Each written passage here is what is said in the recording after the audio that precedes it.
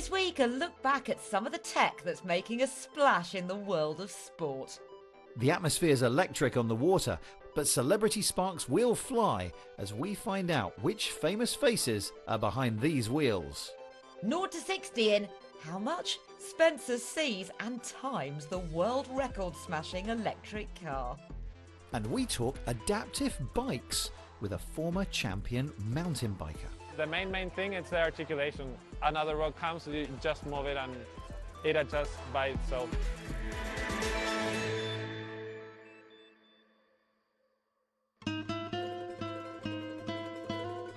Welcome to Lake Como. It's a beautiful part of Italy, and the town of Como itself was the home of the 18th century physicist Alessandro Volta, who is credited as being the inventor of... the battery. Correct. The clue was in the name. Right. But I wonder if Signore Volta could ever have imagined his invention powering what Alistair Keane has found on the same Italian waters.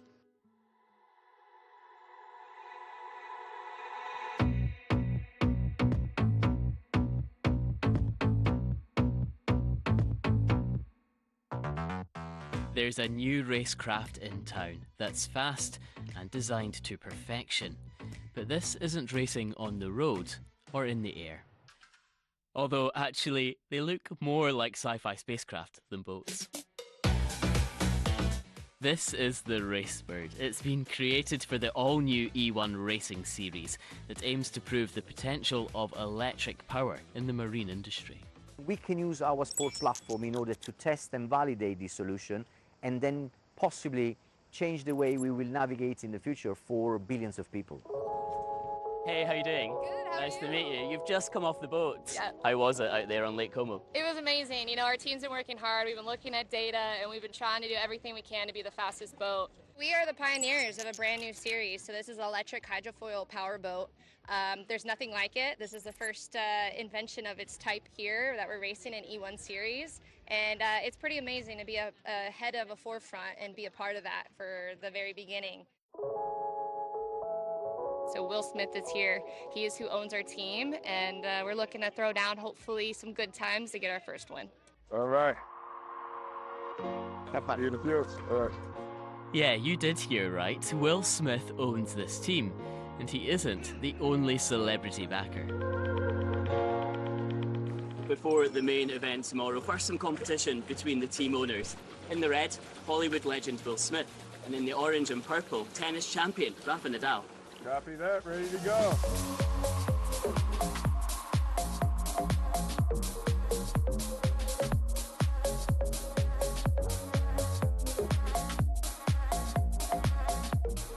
These boats can reach 50 knots. That's around 93 kilometers per hour. So how do they reach those speeds? The key bit here is getting up on the thin bits of the foil and staying above the water to have the speed. That's right, yeah?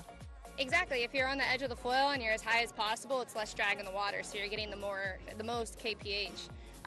But you know, there's some techniques that are coming into play as we learn these boats on what's fast. It's really tough to stay on the foil. You'll see us always doing as much as we can to stay on it, but it's not easy. We're very busy in the cockpit. We're doing a lot to make sure to keep the boat happy, but it always wants to stay unhappy, so it's a challenge being a pilot in the Racebird. And how much can you as the pilot actually control that? We control the boat quite a bit, to be honest. We're very busy in the cockpit with our paddle shifters, and so our paddles, what they do is they control our trim and they control our lift, and so that is something that we rely on the whole entire time. Every second we are probably pushing those paddles. With the boat back on dry land, there's a question I'm desperate to ask. Can we get in and have a look? Of course, yeah. Brilliant. Thank you. It's tight. Yeah, it is very tight, yeah. Yeah, I think Will Smith had a bit of a hard time getting into it, actually. Can we fire it up? Yeah, of course we can, yeah. We can't go to the full load because we're in the garage, but basically turn the master on, so it just takes a little while to boot up. You'll see the screens just flashing on. When the pilots are out in the water, to get that important lift for the speed, they're actually having to press quite a lot of buttons and do quite a lot at the same time. Yeah, they are. Well, obviously the most important one, which I haven't mentioned at the moment, is this one, which is the boost button. So they're allowed 20 seconds of boost, and then they have to have 40 seconds of rest to cool the battery down. It's just drawing too much power. While they're and that lifts them up onto the foils. While they're on the foils, we can then obviously play around with the lift, which is on the left-hand side of the wheel, and also on the left-hand side of the screen, and the trim on the right-hand side. And we're just altering that by a few points, depending on wave conditions or whether we're going into the corner. This sport is still in the very early stages. The 9 teams have the same boat, but they're working out how to push the tech and try to get ahead of the competition. You try not to fly the boat out of the water because then there's no grip whatsoever. So you actually need to have it in the water, but as high out the water without the foils cavitating, without air being produced around the foils. You need to keep the flow attached to the foils. So that's the trick. And a lot of this is secret. Yeah, it's stuff that the teams are working on at the moment. We've all got different ideas about it. And yeah, it's something that probably we're all doing exactly the same, but we're not going to tell each other that we're doing it.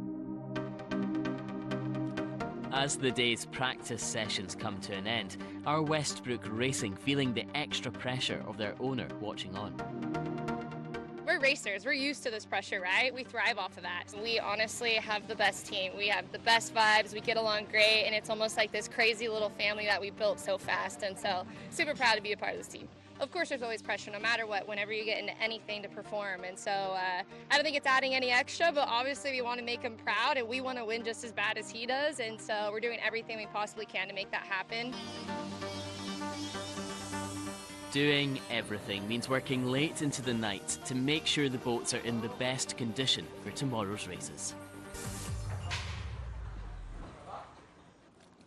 That was Alistair, and we'll find out how the race went later in the show. Now from race boats to another electric supercharged competitive sport. AMZ was founded in Switzerland by university students from ETH Zurich with the aim of pushing electric car racing to its limit. Students of the club use their spare time and technical skills to build the sleekest and fastest race car that they can, and I mean fast. Spencer joined them as they prepared for the world's biggest electric car engineering competition.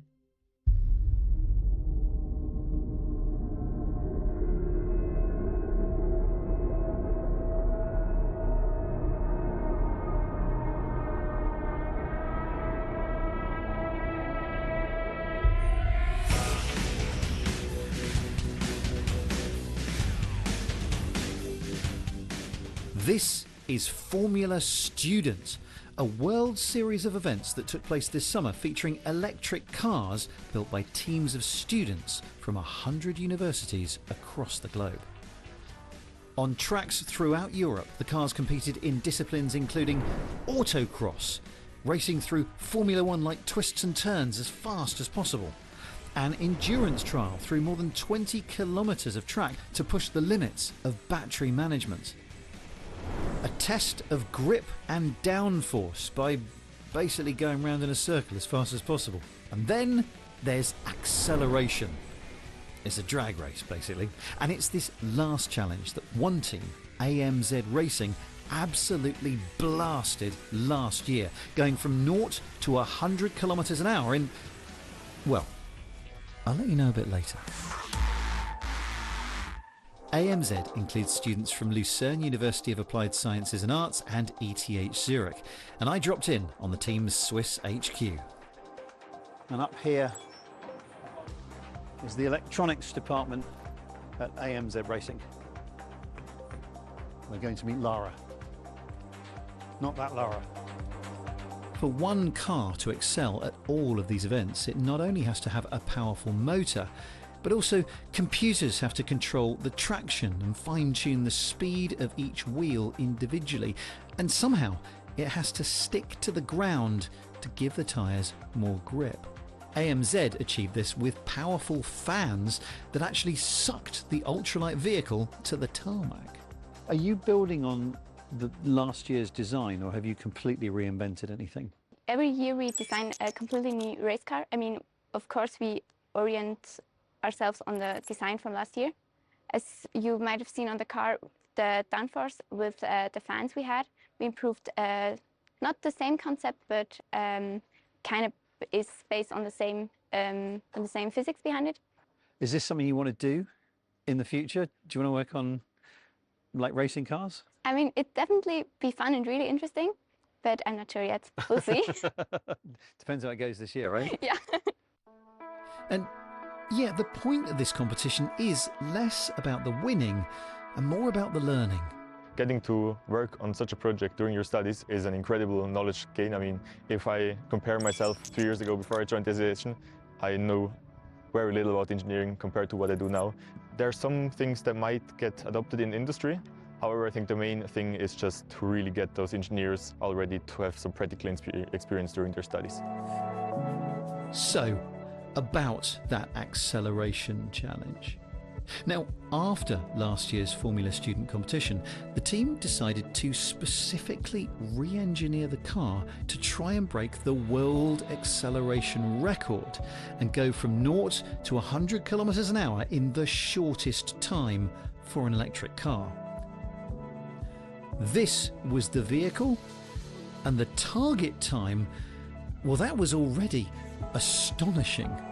So in 2016, ETH held the record, 0 to 100 kilometers an hour in 1.513 seconds. Okay, 1.5 seconds. 1.5 seconds. Okay, and then in 2022, Stuttgart came along and did it in 1.46, so about 500th of a second. And then last year, you came along and did 0 to 100 kilometers an hour in how much? A bit less than a second, 0.956.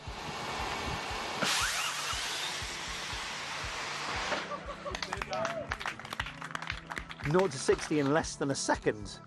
What does that feel like? It feels insane. So you just feel this push, and you can't even blink. It's already over.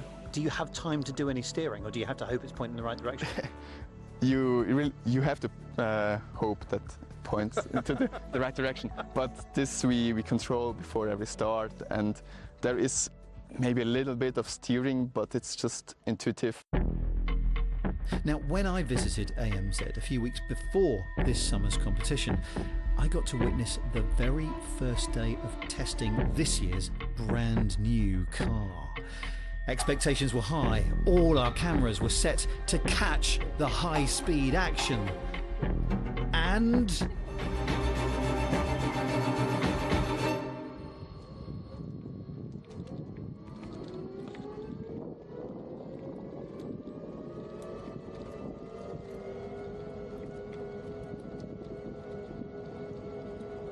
Was that close to the world record? I'm not an expert, but... okay, look, this was actually just a test to see if all the computers and sensors were talking to each other. The fact the car moved at all was considered a success. But come the Formula Student Tournament itself, AMZ did brilliantly, winning events in Switzerland, Hungary, and the biggest one in Germany. And, equally importantly, the next generation of engineers has done its qualifying lap.